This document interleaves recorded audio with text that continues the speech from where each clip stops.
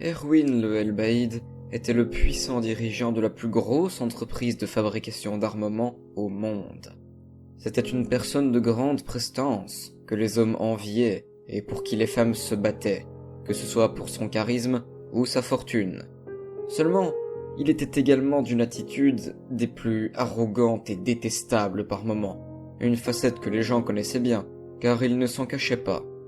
Aux rares interviews qu'il accordait selon son bon vouloir aux journalistes, il affirmait sans la moindre honte que son unique fils n'était qu'une tare sans intérêt qui avait pour lui été toujours une simple bouche à nourrir à ses frais.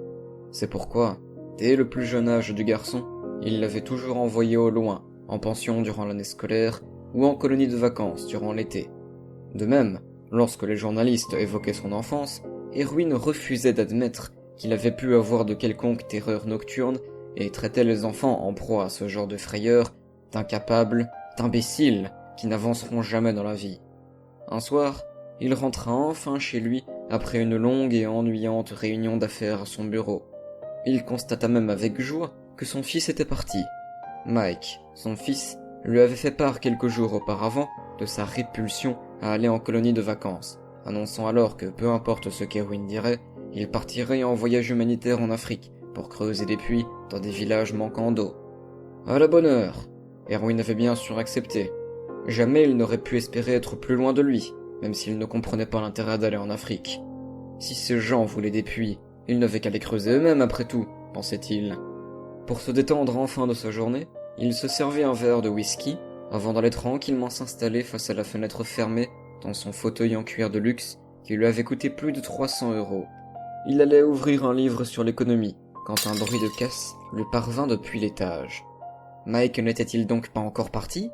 Furieux d'être ainsi dérangé lors de son moment de repos, il reposa son verre, son livre, et se leva pour se diriger vers le grand escalier. « Mike ! Pourquoi es-tu encore là ? Qu'est-ce que tu as encore cassé, sale petit démon ?» Aucune réponse ne lui parvint pendant un long moment. Il pensa que, sans doute, son poltron de fils était-il trop effrayé pour l'affronter en face, qu'il préférait se cacher. Lorsqu'Erwin arriva en haut des marches, il découvrit avec horreur l'un de ses vases Ming, acheté à plus de 100 000 €, éclaté en plusieurs morceaux au pied de son support. Enragé, l'homme d'affaires se dirigea aussitôt vers la chambre de son fils, grossièrement décorée de posters hard rock et de peintures gothiques déprimantes. Mais celle-ci était vide. L'absence de valise sous le lit, toujours à portée de main puisqu'il partait souvent, indiquait qu'il était parti depuis un moment. Un autre bruit se fit alors entendre au rez-de-chaussée. Y avait-il donc un voleur qui aurait osé entrer chez lui, dans sa villa de luxe, et cette stupide alarme qui ne fonctionnait pas ?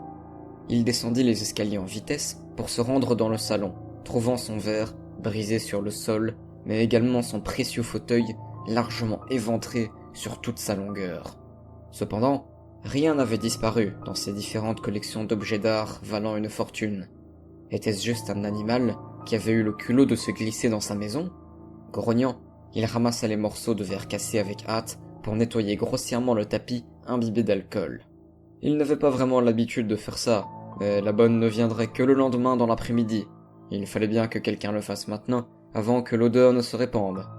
Ne trouvant aucune trace d'un quelconque animal, il retourna à l'étage pour prendre une douche relaxante.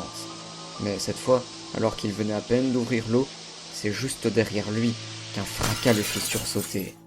Ouvrant la porte de la cabine de douche aussitôt, il ne trouva cependant rien, à part le miroir brisé. Il y avait également un mot, tracé dans la buée du seul morceau resté accroché au mur. « Tu te rappelles de ta vieille amie ?»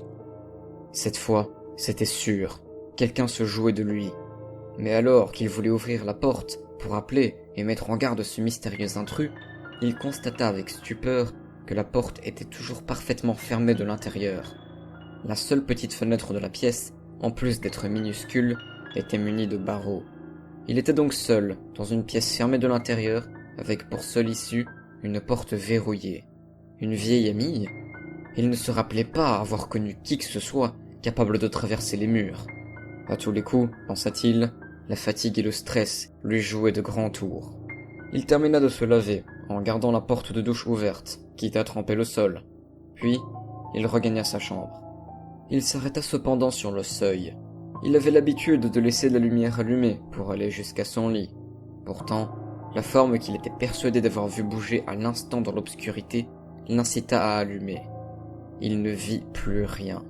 Erwin se décida finalement à allumer sa lampe de chevet avant d'éteindre la lumière de sa chambre et hésita encore.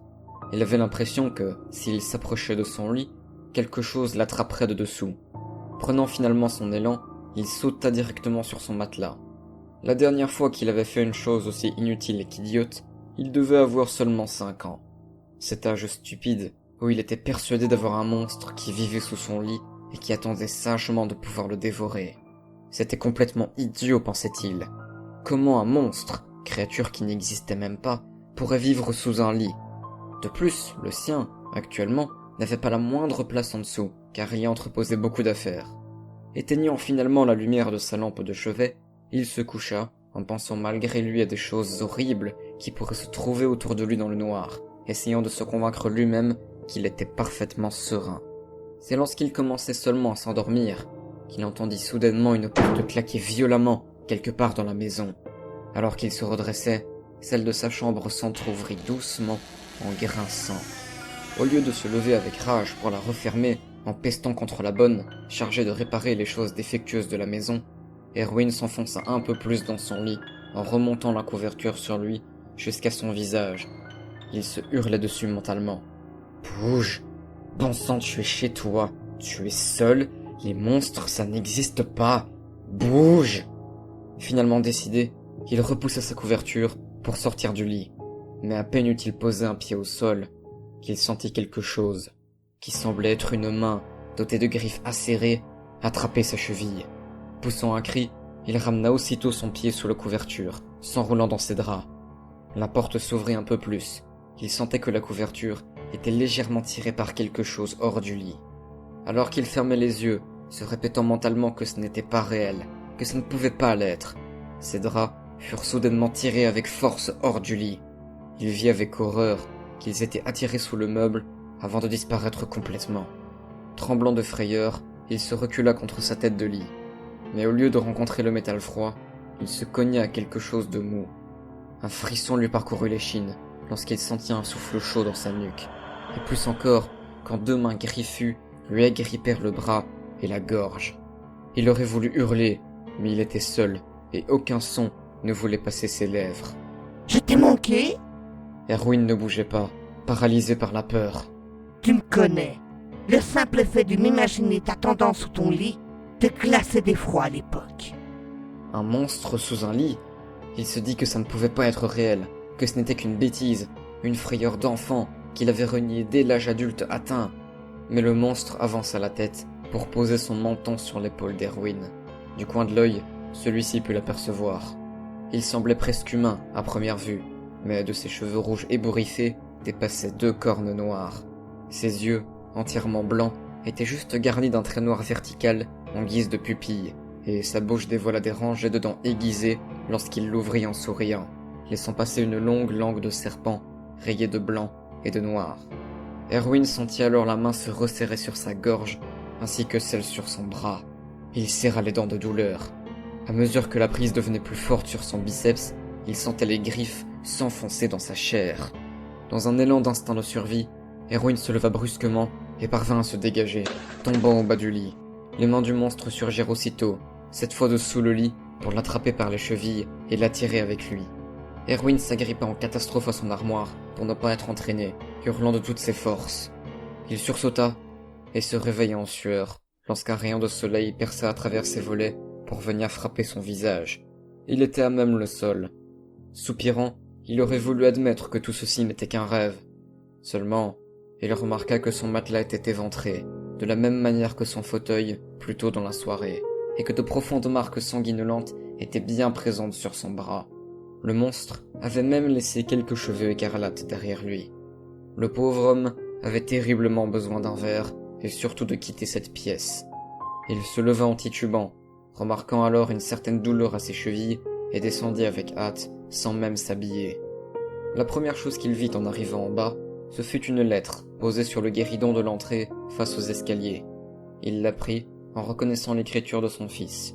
« Michael avait très certainement déposé là avant de partir, mais son père n'en avait tellement rien à faire habituellement qu'il n'y avait même pas fait attention. Il pensa cependant, pour la première fois, que le réconfort d'une lettre de son fils lui serait agréable. Il l'ouvrit donc avec impatience pour la lire, ne trouvant dedans qu'un tout petit mot. Mon très cher père, j'espère que ton amie et toi vous vous amuserez bien ensemble. Elle avait l'air tellement pressée de jouer avec toi. Signé le fils que tu n'as jamais daigné regarder.